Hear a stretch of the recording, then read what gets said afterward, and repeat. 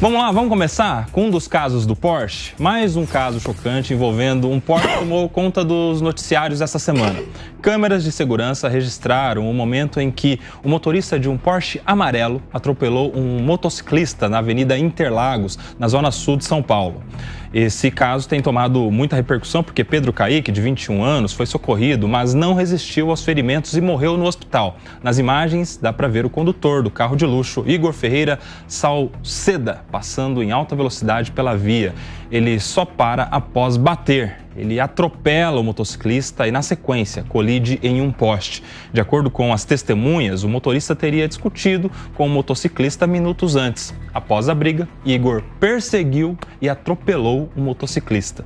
O Ministério Público de São Paulo denunciou o empresário Igor Ferreira Salceda por homicídio triplamente qualificado. Salceda foi acusado de agir por motivo fútil, empregar meio cruel e utilizar recurso que dificultou a defesa da vítima. Quem está acompanhando este caso detalhe a detalhe é o David de Tarso, repórter especializado em segurança pública, tem bastidor, tem informações diretos da delegacia que a gente quer entender melhor. David, mais um caso do Porsche que está repercutindo nacionalmente. Pois é um caso que chama bastante atenção. O Igor Salceda, ele que é dono de um espeto no bairro do Itaim Bibi, na área nobre aqui de São Paulo, ele acabou causando uma briga ali, né? Provocou uma briga junto com o motociclista, o Kaique Figueiredo, de apenas 21 anos de idade. E por conta dessa briga, ele teria o motociclista quebrado o retrovisor do veículo, do Porsche. Nisso, na sequência, por causa dessa quebra do retrovisor, segundo as investigações, até mesmo os vídeos mostram isso, ele saiu em direção ao motociclista, contra o motociclista, perseguiu e depois acabou prensando o motociclista no poste. E aí causou a morte. Inicialmente, esse caso seria registrado como um homicídio culposo, ou seja, quando não há intenção de matar. Mas devido também à pressão da imprensa, os familiares estiveram por lá. A gente até nessa semana conversou com o Alex Figueiredo, ele que é pai do Kaique, né, que acabou perdendo a vida nesse acidente, em toda essa situação. Ele ficou ali na delegacia e depois, então, foi convertido o caso em homicídio doloso. Como a gente viu, a denúncia do Ministério Público, triplamente qualificado, porque realmente houve motivo cruel, motivo fútil, né? Sim. Devido a provocar a morte desse motociclista. Então, um caso que chama bastante atenção por causa de uma briga de trânsito. Então, nos faz refletir também sobre essa situação, porque quantas vezes a gente no trânsito não se depara com esses episódios de, eventualmente, os motociclistas estarem ali num momento de discussão, quebram o retrovisor e aí a pessoa fica nervosa. E nesse caso, realmente, aconteceu toda essa questão envolvendo o motorista do Porsche, que na semana anterior também tem vídeo dele, teria ameaçado um antigo casal de sócios que ele tinha. Porque perseguindo, né? Ele perseguiu o casal de sócios, fez freadas bruscas contra esses sócios para que os sócios também... Para quem nos acompanha por imagens, esse vídeo aí, ó, o cara fica fazendo gracinha com o Porsche amarelo. Ele vai lá, para na frente, as freadas bruscas, fica perseguindo... É esse vídeo, né, David? É esse vídeo, com a intenção justamente de que o motorista ali conseguisse, batesse, né, no veículo dele. E detalhe, segundo esse casal que foi ameaçado pelo Igor Salceda, de 27 anos, aquele nem era mais o trajeto da casa dele. E ele estava ali tentando promover uma briga.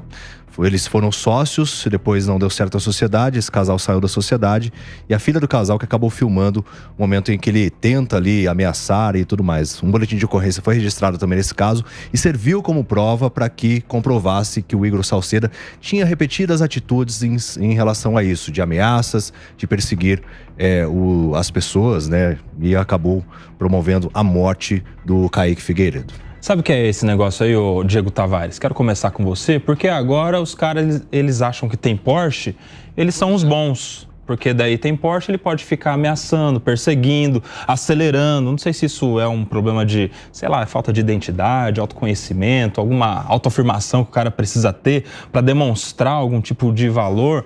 Que o cara, aí mais um cara, né, dono de um Porsche, vai lá, acelera e mata um trabalhador, um cara que estava trabalhando ali por entregas de aplicativo. Diego Tavares. Pois é, Nelson Kobayashi. Boa tarde a você, boa tarde aos meus colegas aqui da roda e a quem nos acompanha em todas as plataformas da Jovem Pan News. Koba, eu acho que isso chama um pouco à tona aquele debate sobre como a pessoa, em razão da sua condição social, ela se acha descolada dos demais. Ela se acha que não é parte dos comuns, parte da sociedade, como todos são. E isso traz essa impressão de que a lei não atingirá essa pessoa pelos seus atos, como atinge a todos. Então, um ato bárbaro de irresponsabilidade, enfim, não sei nem como tratar uma pessoa como essa. Ainda, infelizmente, temos que chamar aqui de empresário, porque de fato era um empresário, mas, enfim, é um animal com um carro desse na mão e não poderia, né? Isso não pode, a gente não pode deixar que passe impune esse tipo de situação para que não sirva, para que não haja exemplo, né? Exemplo negativo nesse sentido, de que mais pessoas, em razão da sua condição financeira, entendam que podem cometer crimes, que podem perseguir pessoas, assediar pessoas, como essa pessoa fez. Enfim, é lamentável e nós esperamos aqui que a lei seja cumprida e que ele responda disciplinarmente, responda criminalmente, que, enfim, exemplarmente por aquilo que fez, por esse crime terrível que cometeu. Nossa solidariedade à família do rapaz. Esse caso é mais um caso do Porsche, meu querido Pacheco, mas ele se diferencia daquele outro caso, o caso anterior, aquele caso que aconteceu na Zona Leste. Já a gente vai falar desse caso antecedente também, mas em relação ao caso do Porsche amarelo, o cara está respondendo aí por homicídio triplamente qualificado. Quando aconteceu o fato, eu estava aqui comentando o jornal Jovem Pan e houve ali uma discussão se isso seria dolo eventual ou não. Eu, no comentário, falei que não era. Eu falei que, aparentemente, o cara que coloca o carro sobre uma moto, ele está querendo matar com dolo direto mesmo, quer alcançar o resultado. Já é uma diferença daquele outro caso em que o cara estava embriagado, né, em que ele assume o risco. E, neste caso do Porsche amarelo, homicídio triplamente qualificado, que é uma pena maior. Ele pode ficar mais tempo preso. Luiz Fernando Pacheco. Nelson Kobayashi, nossa bancada aqui, audiência da nossa Jovem Pan, muito boa tarde, bom domingo a todos. Realmente, Nelsinho, parece que há uma diferença aí que é grande, né? O homicídio culposo é aquele em que você não tem a intenção de matar. Você comete o ato por negligência, imprudência ou imperícia. Agora, o dolo eventual é aquele que a pessoa não tem propriamente a vontade de matar, mas ela, entre correr o risco de produzir um resultado, no caso, resultado morte, e não agir, ela prefere correr o risco. Parece que foi o caso. Agora, eu queria chamar a atenção para duas coisas. Tem acontecido, é o terceiro caso, me parece, em que há esse tipo de ocorrência na cidade de São Paulo com veículos Porsche, né? E envolvendo pessoas jovens, né? Os condutores são jovens. Isso chama a atenção da imprensa justamente porque é um Porsche, né? Um carro de uma pessoa que imagina-se que tenha tido, né? Por ter condições financeiras, que tenha tido uma boa educação, que tenha discernimento e tal. Mas esse tipo de coisa acontece muito em São Paulo. Acontece todo dia, seja num Chevetão, seja num Porsche, né? Chama atenção justamente por você ver que é uma pessoa abastada, e isso cria um clima, né, meio de revolta com a pessoa por ela ter condição financeira. Uma outra coisa que me chama a atenção é o seguinte: na cidade de São Paulo, praticamente não existe mais blitz para verificar se o motorista está embriagado ou não. Eu não vejo uma blitz na cidade de São Paulo, parando motoristas e fazendo o teste do bafômetro. Isso aí foi esquecido pela Segurança Pública de São Paulo. Você vai no Rio de Janeiro, que é uma cidade hiperviolenta, mais violenta, muito mais violenta do que São Paulo, segundo as estatísticas, mas lá tem blitz. No Rio de Janeiro, isso é uma coisa que funciona. Aqui em São Paulo, não. Olha, faz anos que eu não vejo a polícia parando carros na madrugada para ver se o motorista está embriagado. Então isso é lamentável. A Secretaria de Segurança Pública, os órgãos de trânsito precisam repensar essa estratégia. Uma lei, até eu diria que uma lei bem feita, uma lei boa, está aí, mas ela simplesmente é ignorada pelo governo do estado de São Paulo. Posso só complementar? Claro. O Igor Salceda, o motorista desse Porsche amarelo, ele foi submetido ao teste do bafômetro, mas foi constatado que ele não tinha bebido, diferente do outro caso que a gente vai tratar mais à frente. Sim, David, mas o negócio é o seguinte, o camarada é submetido ao teste do bafômetro depois que a tragédia está feita. O que não está havendo em São Paulo é essa estratégia de prevenção, né? Que é você parar aleatoriamente motoristas para fazer o teste. Isso aí acabou em São Paulo. Mas, não que esse cara não tenha um histórico de multas de trânsito, de infrações. Porque sabe por quê? Quero sua avaliação, minha querida professora Priscila.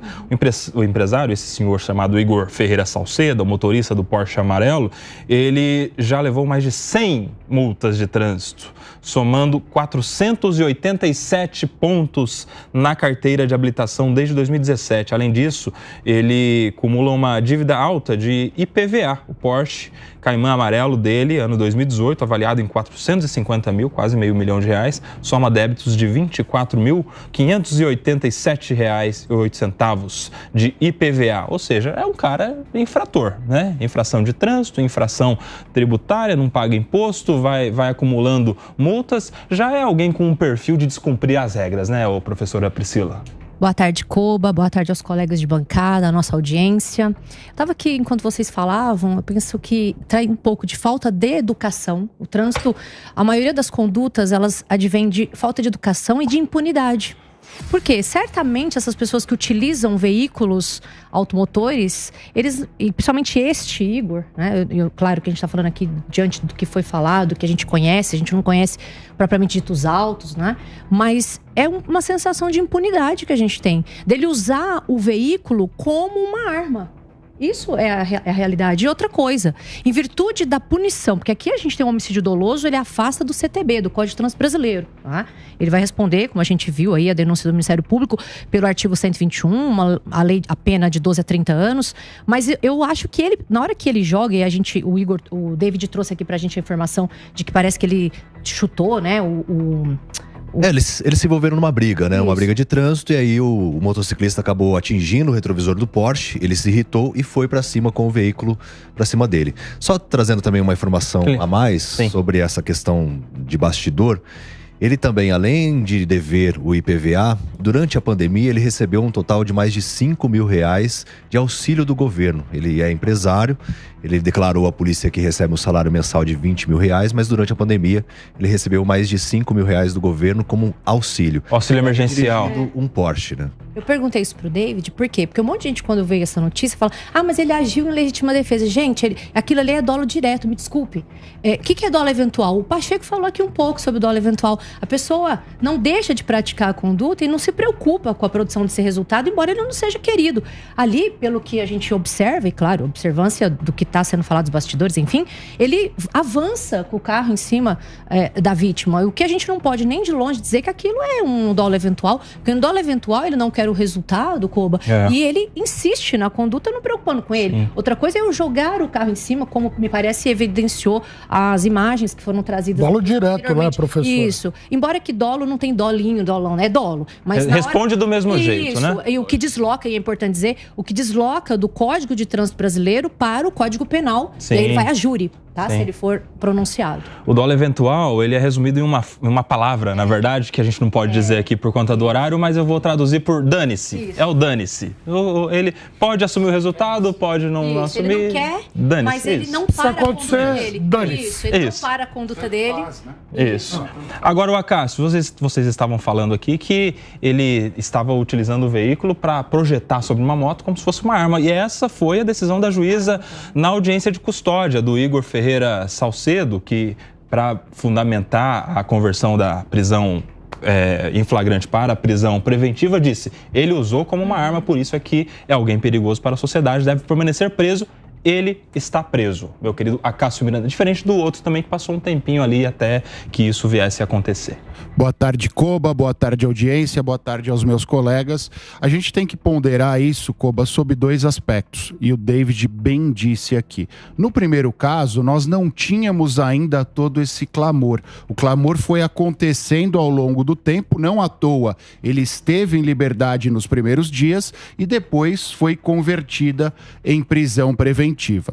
Neste caso, o clamor foi imediato e é óbvio, por mais que os juízes, por mais que os promotores não devessem sentir este clamor social, eles acabam decidindo, por vezes, com base nesse clamor. E, diferentemente do outro caso, onde as imagens são mais distantes, menos contundentes, neste caso do Porsche amarelo, o ângulo da câmera deixa muito claro a ação dele. Olha lá as imagens.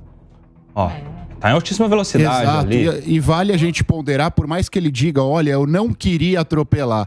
O Pacheco e a Pri bem disseram aqui, ao dolo eventual, há uma indiferença quanto à produção do resultado. No momento em que ele acelera, pondo o carro, que é um objeto bem superior à moto, nesta velocidade sobre a moto, por mais que ele diga que ele não pretendia matar, ele denota uma indiferença em relação à produção de qualquer resultado lesivo. Agora, Vitinho, a gente tem aquelas imagens dele fazendo gracinha, aquela outra imagem, para essa daí, ó. Ele tá lá, vai na frente do carro dos seus antigos sócios, freia o carro, aí os sócios passam ele persegue, enfim. Eu quero saber dos especialistas aqui.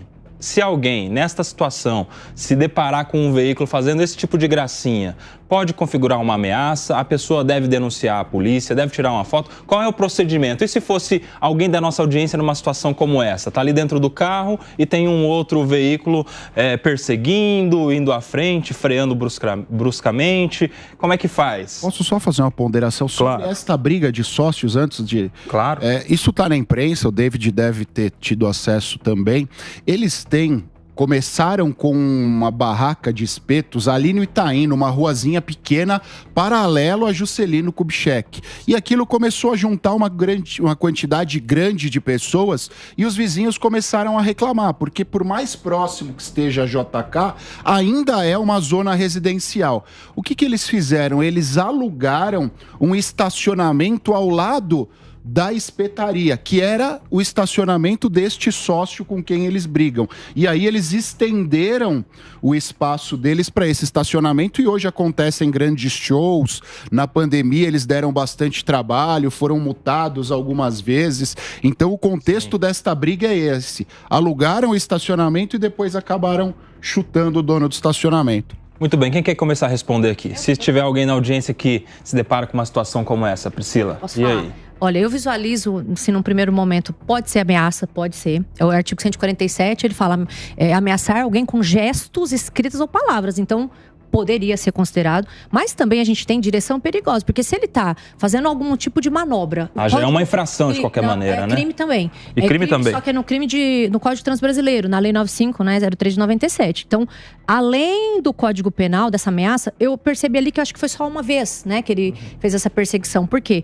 Porque se fosse uma conduta habitual e reiterada, aí a gente deslocaria para outro crime, que é o 147A, que o sucede, né, o de ameaça, que é perseguir de forma reiterada. E aí pode ser por qualquer meio, Koba. A única coisa é que para ser crime de perseguição, há uma exigência de uma habitualidade. O que é isso? Mais de uma vez. Então, nesse caso aí, eu acho que não seria. Que é o famoso crime do stalking, não é isso? Isso, que ele pode ser feito por qualquer meio. Geralmente, obviamente, ele acontece pelas redes sociais, mas nada óbvio, porque é um crime que pode ser feito de qualquer maneira. Então, poderia ser ameaça. Até visualizo, eu acho que até, não sei se eu vou longe, até o constrangimento ilegal, porque ele faz a pessoa... O que é o constrangimento ilegal? Você obriga alguém, através de ameaça ou de violência, a fazer o que a lei não manda e o que ela não determina. Então, ele estava mudando... a rota do outro, né? Da vítima. E, eventualmente, são crimes, todos estes que eu acabei de citar, que lidam com a liberdade, que é protegida, né?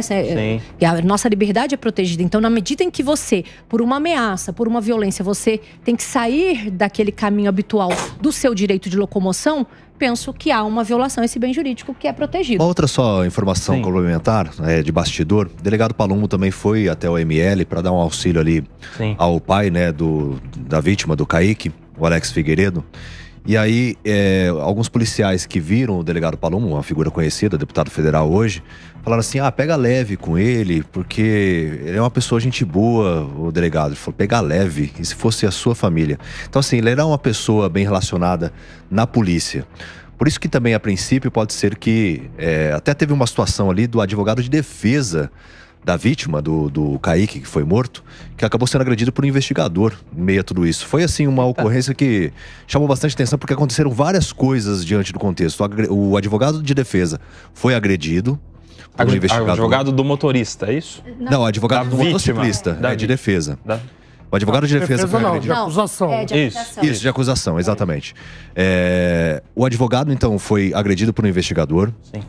Tem esse histórico de um bom relacionamento com os policiais militares. E também, claro que em meio a tudo isso, ainda o carro da família acabou sendo atingido em frente à delegacia porque aconteceu um acidente.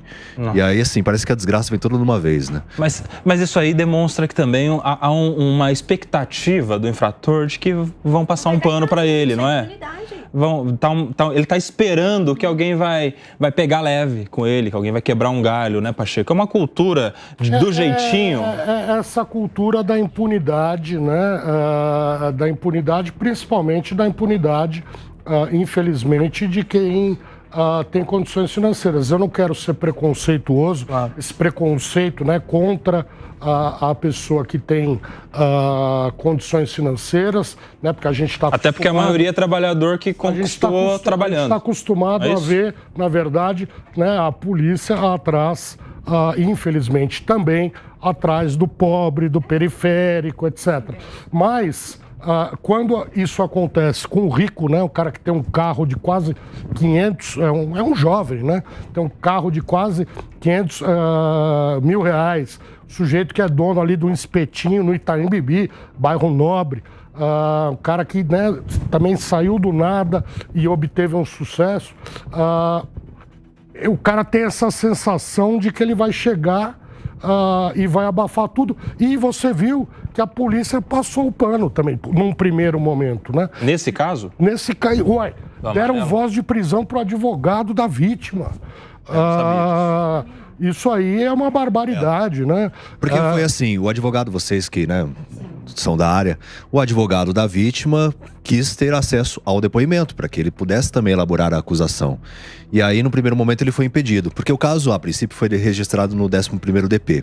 Depois passou para o 48º, então até mudou de DP, por isso que também mudou a tipificação do crime.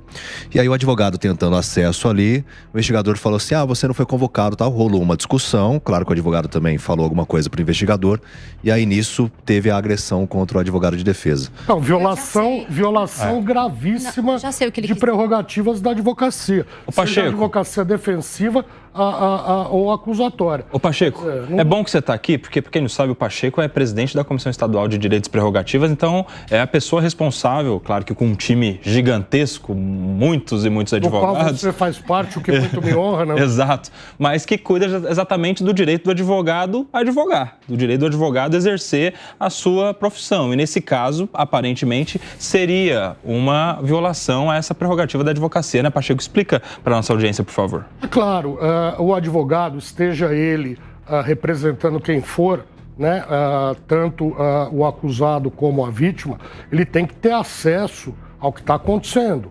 Ele tem que ter acesso, isso é um acesso garantido por lei federal, 8.906 de 94, uma lei que tem 30 anos e garante o direito do advogado, repito, de defesa ou mesmo aquele que esteja representando a vítima, de saber o que está acontecendo, de tomar conhecimento do que é que está sendo colocado no papel. Para quê? Para, inclusive, se for o caso, contestar. Estavam colocando ali como um homicídio culposo. O advogado foi lá, fez o papel dele, falou, não, culposo aqui não tem nada. Os autos mudaram de delegacia, de distrito policial, e aí veio aquilo que mais parece bem tipificar o fato. Homicídio doloso. Não sei, direito de defesa ao motorista aí do Porsche tem que ser garantido. Isso o direito de defesa é consagra um Estado democrático, consagra uma justiça que pretende ser justa, mas os fatos estão filmados da maneira como eles aparecem, num primeiro momento ao menos, devem levar a autoridade a registrar como homicídio doloso, que acabou sendo feito pela interferência do advogado. Quando? Depois que ele tomou conhecimento ali dos autos. O que é um direito da advocacia, mas é um direito da advocacia que não visa proteger o advogado. O advogado não vai lá querer ler autos de inquérito porque ele está sem ter o que fazer ou porque ele está com literatura ruim na prateleira dele em casa. Ele vai lá porque ele está trabalhando. Então, na verdade, esse direito do advogado é um direito do cidadão. Né? O direito do advogado, ele visa proteger não o advogado, mas o exercício profissional da profissão em favor daquele que contratou o causídico para representá-lo perante as autoridades públicas. Muito bem. Você tem detalhes, Priscila? Só fazendo uma consideração, porque o David trouxe uma informação e aí eu acho que pode ter sido isso. Quando a gente tem um advogado que ele assiste à acusação, como é o caso do advogado da vítima, o Código de Processo Penal, ele só permite isso quando há ação penal pública, ou seja, quando tem ação.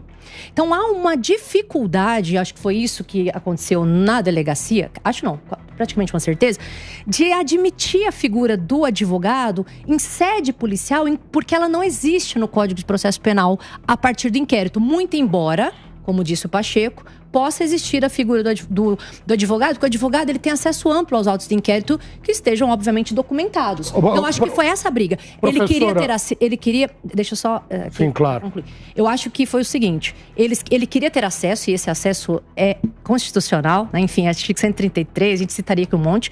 Porém, a delegacia, eles têm essa... Eu estou dizendo qual é o problema que a gente tem na prática. Da delegacia entender assim, ainda está em fase de inquérito, não tem assistente de acusação.